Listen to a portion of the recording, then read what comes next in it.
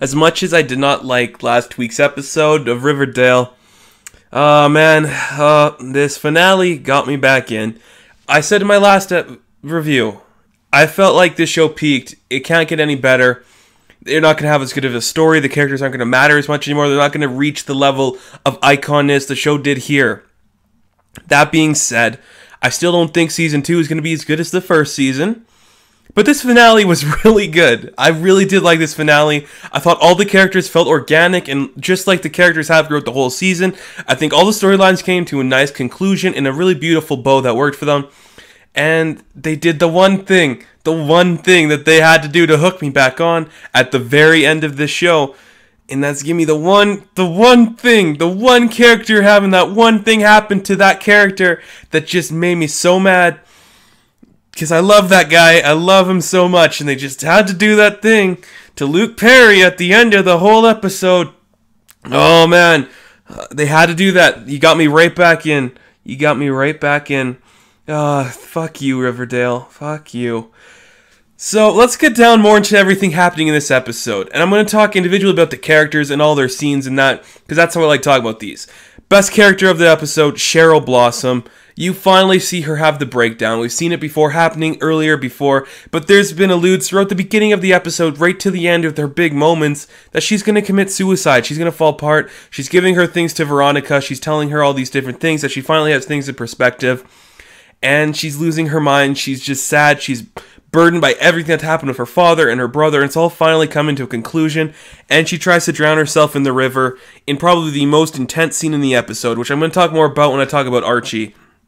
Cheryl Blossom, you really found your character in this episode, and it's the finale, and I can't wait to see more of you going forward, because I feel like Cheryl is going to be one of the greatest characters to come out of this different. Sure, a lot of these characters are going to be the same. Veronica, Betty, they haven't really changed drastically in this last episode, but Cheryl, I think, has changed the most. She's evolved, she's figured out who she's going to be, and I can't wait to see where that goes. At the very end of the episode, when she burns her house down because she says we have to start over, start something new, I thought that was incredible. Her mom did really good in this episode too, with the very limited screen time she did have. Their chemistry, the way they work, the Blossoms are going to become these important people now. I do expect we will see different Blossoms come in, maybe to Riverdale. Anything's possible. I think we're going to have somebody fill the Clifford void, which is going to be Hiram, I guess. And another character I really liked, Hermione. Hermione is one of my favorite characters of the show. I fell in love with her from the beginning till the end, and she's now completely alone until Hiram shows up. And I really did like that feeling, because I want her to feel kind of left out on the outside, because she started here, she left, she's coming back. Everyone's kind of neglecting her now, and I'd like that. Veronica's kind of putting her to the side. Even Fred says, we're partners now, just in business. I'm not going to take your deal for the buyout. I'm going to work there. And Riverdale's changing. Hermione is being alone, and it's sad, it's tough, and I still think she's a great character. She did incredible in this episode, and going forward, I think she will play a bigger villainous role. I can see her going villainous or kind of anti-hero-ish, where I know Hiram is going to be the big bad of the next season, but I can see Hermione maybe having something going on too.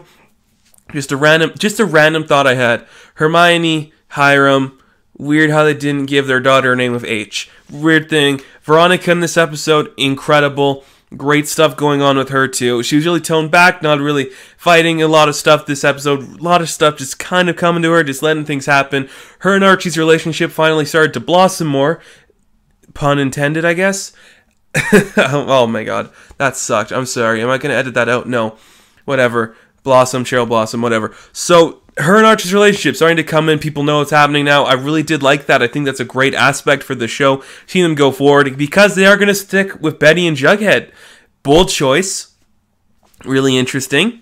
Really excited to see where that goes forward. Jughead, best character of this entire show has been Jughead Jones.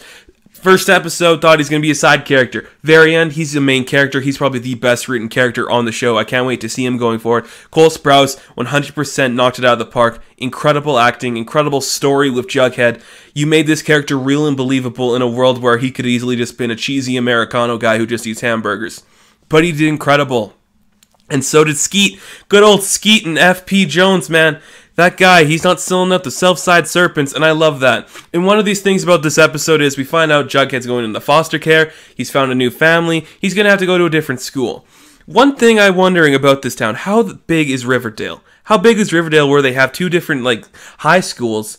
And I guess I'm in a small town, too. I know I have different high schools, too, I guess. But they're still really... We're not a big town. How big is Riverdale where it has a south side? That's kind of interesting. Is it a city? Do they say it's a city or is it a small town? Or is it a medium town? I've always been confused by that. I don't know why. How big is Riverdale? If somebody could tell me how big Riverdale is, that'd be a really big help to me. Because I'm really curious to know. But no, Jughead, FP, the Jones family, they're such great characters. Some of the best stuff. We do see Hot Dog at the end. Seeing that dog, Hot Dog, man, that made me happy. Getting something else in there. And yeah, even Betty in this episode, I know she didn't do a lot. She did a great speech at the very end, which really had me on the edge of my seat. Because I was like, no, Betty, don't say this shit. Come on, Betty. Do a good speech that's going to make people happy and cheery. But no, we got Betty doing that thing. I liked it. Kevin was here again. Can we get Kevin doing something? I love the scene. It's not a big thing, but you can see, like, Archie and Veronica. They're happy together. There's Jughead and Betty. Yay! And there's Kevin like, where's Joaquin? I was like, I like that. I know he didn't say that, like, where's Joaquin? But I like that Joaquin left. And now Kevin's looking for another guy. Maybe Moose. Let's get Midge in there, Season 2. We need Midge in Season 2. Just saying. Let's get her in there. Okay. Going back to what I was talking about. Let's talk about Archie. I like Archie. Archie's, I think, the best character to follow in a story like this. He's not too involved in everything going on in the plot. He even says so to his dad. You know, there's so much happening with Veronica and Jughead and Betty. I want to be part of it. I want to help out. And even Fred, who was not a big part of it either. The whole storyline, you got Alice Cooper. One of the best characters in this season, too, was Alice Cooper. Everything she did. Her husband, Hal. Some great stuff there I'll talk about later. But Archie, he wants to play a bigger role. He wants to help these people out. And he had some of the best scenes. And I think when he's talking to Josie about his song, that was great. I think the scene when he's with Veronica, really great stuff there. And you can tell. Here's my one problem with Archie before I get into my favorite part of this episode with Archie. My one problem with Archie's character, he is an asshole when it comes to women. And here's what I mean. He starts off with Miss Grundy in this season. I get that. That's a good story. It was a shit story, actually. And we evolved. He goes to Valerie. Not before he breaks Betty's heart, though, and kisses Veronica. He has been with more women in the show than anybody else. And we're supposed to like this guy. You can tell he's with Veronica, but he's not fully committed. He wants to get with Betty. And it's kind of bothering me, because I get it. Archie in the comics, he has this whole thing like, oh, is it Betty, is it Veronica? It's a huge debacle. I personally choose Veronica. Betty's got too many issues. Veronica's got too much money. Not a big problem to deal with, you know? But he's just kind of, I feel like he's just going to leave a trail of broken hearts behind him every time he goes to a new person. And it sucks. It really does suck. I love him, though. He's so good. He can sing. His song was great. Really great to throw it in there with everything going on with all the other characters. Archie can sing, which I did like. And two very important scenes in this episode to me really show why this was on the CW. And how this is dark and gritty compared to a lot of the other Americano stuff we've seen from Archie. First scene. Go to hell, serpent slut, written in pig blood on Betty's news article. Holy shit. That was crazy. That freaked me out because I was not expecting something so violent and so dark. And see slut written on there, that was so creepy. And I did really like it. It just felt weird and offbeat and it worked. And I just was impressed by how different it was from everything else. That was the darkest I think the show has gotten. Sure, the incest storyline of Polly, and Polly, she was just here. I don't give a shit about Polly. She was just here doing stuff. But no, that was great. Alice Cooper, like I said earlier, she was great. But that go to hell serpent slut because of Archie, because of Jughead and Betty, I thought that was incredible. And she wants to help FP. Part of me thinks now the serpents are going to take care of Betty from certain things that may happen. I do feel like we're going to get another character from the high school that's going to be a serpent.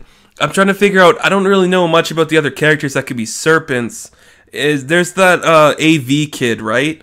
I think in the comic books there's an AV kid. I can't remember his name, but he's a guy. They could make him a serpent that maybe helps protect Betty, and she is, I don't know.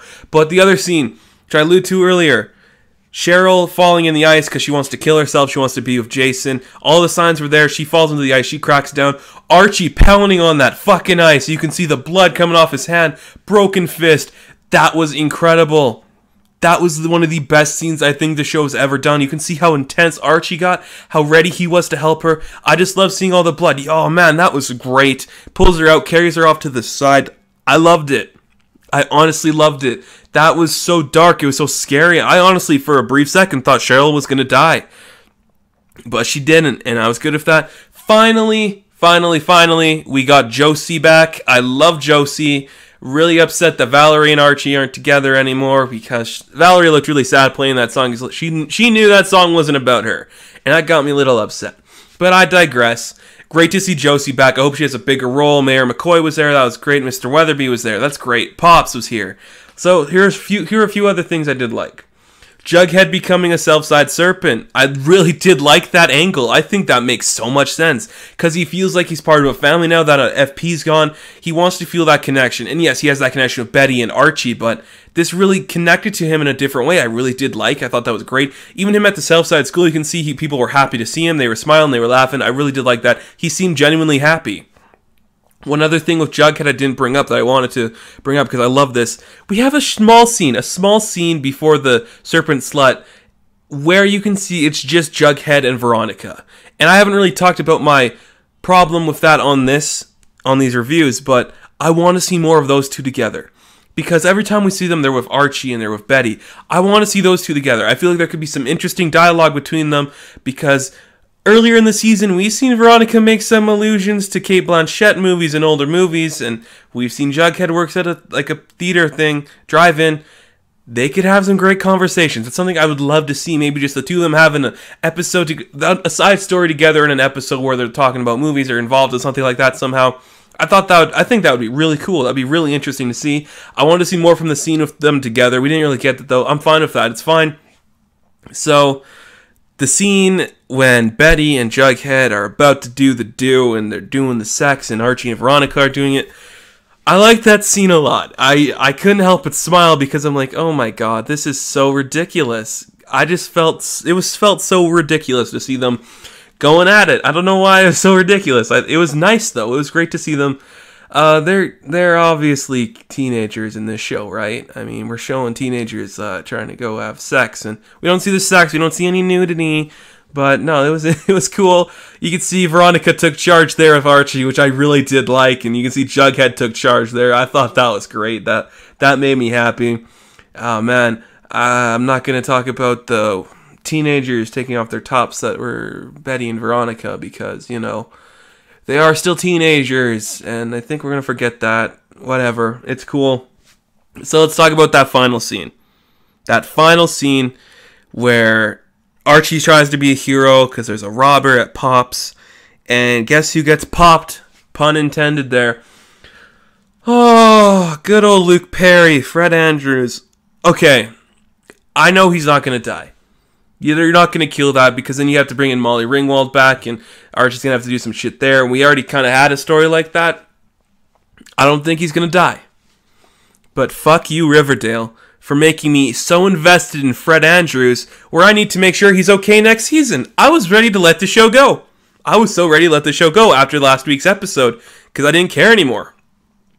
But what you did here with Luke Perry getting shot and seeing if he's still alive, what you did of Cheryl burning down her house, and everything you've done with me wanting to know if Hiram is coming back, you've gotten me back on board from last week's kind of, not disappointment, just uninterested thing going on. So I'm back on board. I'm excited to see next season, and I'm really glad they're not doing over 13 episodes. That's the right amount for a show like this. Who shot him, though? Is it just a random robber? Or is it somebody important? Is it someone Hiram hired? Is it FP out of prison? Is it Jughead? I don't know. It could be anybody, but it had to be Fred, right? Because he's the nicest guy there, the only really innocent guy in the entire series, except for the DUI he got. Oh my god, the DUI. Thank you for telling me that. That made me happy. Even Fred Andrews is flawed, so that makes me happy. But recap this whole season for you right now. Great piece of bringing the classic Americano of Archie into a modern storytelling premise. Characters like Jughead and Veronica were really drastically changed in a way that still worked for their character and made sense. The story was intriguing, the characters worked, all the relationships between the parents and the children, I thought that was incredible. Season 2 has to step it up. I can't wait to see it.